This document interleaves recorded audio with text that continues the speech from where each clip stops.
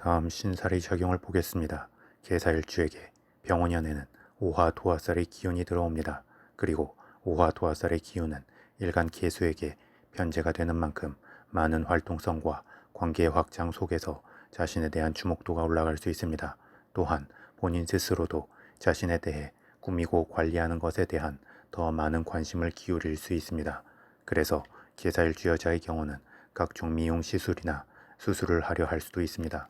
그런데 마음의 기대 수치가 같이 크게 올라가는 시기인 만큼 시술이나 수술에 대한 만족도가 크지 않을 수 있기 때문에 계속 추가적 행위들을 이어갈 수 있고 그것이 피곤함이 될 수 있습니다.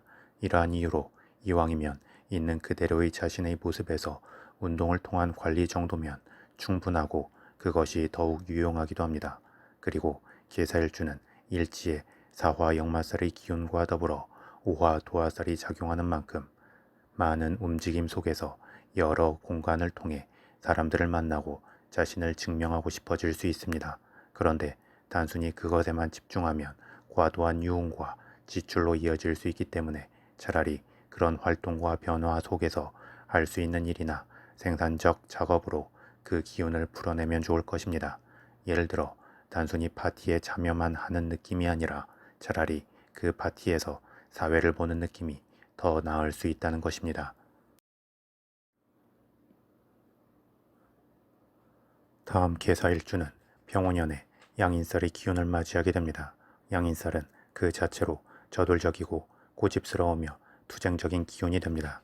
그래서 긍정적 작용을 한다면 확실한 성과를 거둘 수 있지만 부정적으로 작용한다면 과도하게 기운만 발산하고 벌어진 상황들에 대한 뒷수습으로 피곤할 수 있습니다. 특히 계사일주에게 병원연의 양인살 기운은 재성이 되기 때문에 기본적으로 그것을 향한 강한 집착과 저돌적인 마음이 생기게 됩니다. 이는 과하게 몸과 마음을 혹사시키면서 워커홀릭에 빠질 수도 있고 무리한 목표 설정으로 필요 이상의 지출이 생길 수도 있습니다.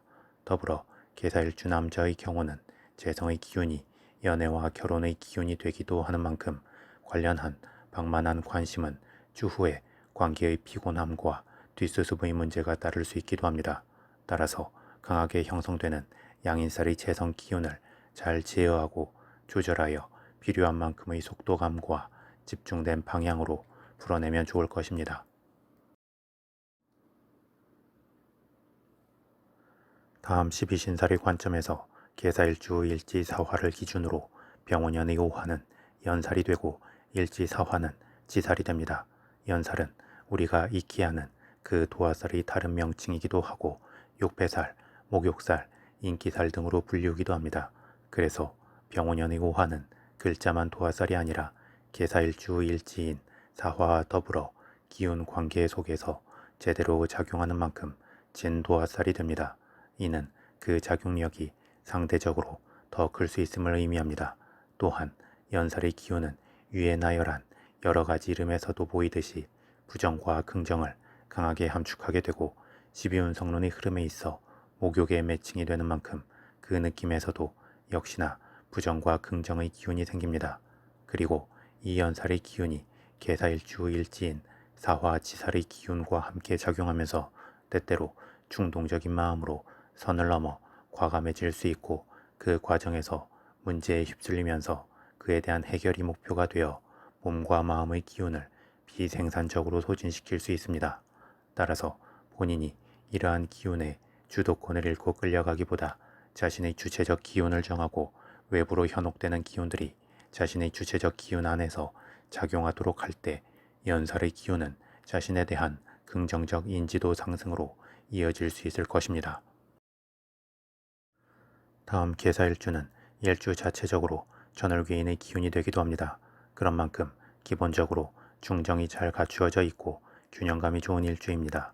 그런데 전월귀인의 기운이 있다고 무조건 알아서 좋은 기운이 작용하는 것은 아닙니다. 본인 스스로 전월귀인의 균형 잡힌 특성을 이해하고 과도하게 한쪽으로 휩쓸리거나 중심을 잡지 못하고 이리저리 휘둘리는 것을 경계하기 위해 노력해야 비로소 그 잠재된 긍정성이 발휘되게 됩니다. 특히 마음의 중심을 잡아줄 수 있는 지장간 안의 경금 정인의 기운이 약해지고 과도하게 재성의 기운으로 휩쓸릴 수 있는 한 해이기 때문에 전월기인의 기운이 개사일주에게 작용하는 것은 중요한 포인트가 됩니다. 따라서 많은 음식이 차려진 뷔페 식당에 들어가서 두서없이 음식들에 현혹되기만 하는 손님이 되기보다 그 많은 음식들의 특성을 파악하고 뷔페 식당을 방문한 손님들에게 음식에 대해 설명해주고 줄어든 음식을 빨리 채워지도록 조율하는 매니저의 입장에 해당하는 느낌을 떠올린다면 무언가 다채롭고 즐거우며 변화하는 속에서도 중심을 잃지 않고 긍정적으로 한 해의 기운을 풀어낼 수 있을 것입니다.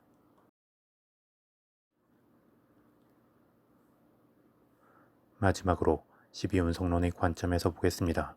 개사일주는 일주 자체적으로 태의 흐름이 됩니다. 태는 엄마 뱃속에 아기의 씨앗이 자리 잡은 상태입니다. 하지만 아직 신체 발현으로 나아가지 못한 상태가 됩니다. 그래서 불안정한 가능성의 덩어리가 바로 태의 흐름에 해당합니다. 이는 강한 기운의 이끌림이 있을 때 한 방향성으로 잠재된 에너지를 발휘할 수 있습니다.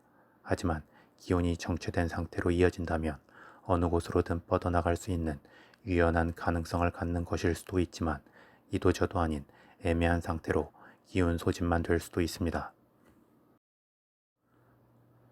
그리고 병원연에는 절의 흐름이 도래합니다. 절은 사라짐과 태어남의 중간에 위치한 변화의 중심에 해당하는 기운이고 시소의 중간에 선 것처럼 이쪽이든 저쪽이든 극단적으로 기울어 갈 수 있는 기운이기도 합니다. 그래서 좋은 쪽으로든 나쁜 쪽으로든 격변이 올 수 있고 변화의 소용돌이에 휩싸일 수 있습니다. 그런데 개사일주의 태의 기운이 병원연에 절의 기운을 맞이하는 것은 불안정한 기운이 추가적으로 불안정한 상태에 놓이는 것이 됩니다. 그래서 주체적 기준을 가지고 목표를 추구해야 하는데 그냥 목표 그 자체가 되어버리는 모양새가 될 수 있습니다.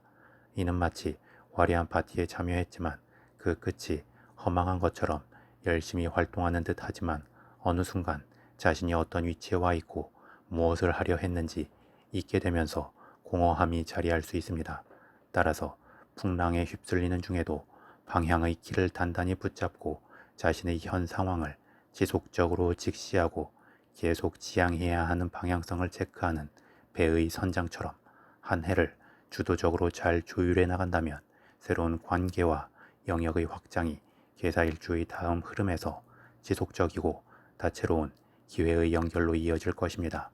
이는 마치 다양한 요소들이나 사람들을 모아서 하나의 기준과 틀 안에 구체적으로 조합하고 풀어내는 작가나 감독, 배우, MC, 프로그래머, 디자이너 등의 역할과도 같기에 자신이 속한 직업군과 환경에서 이러한 느낌을 염두에 두면 도움이 될 수 있고 인정을 받을 수 있을 것입니다.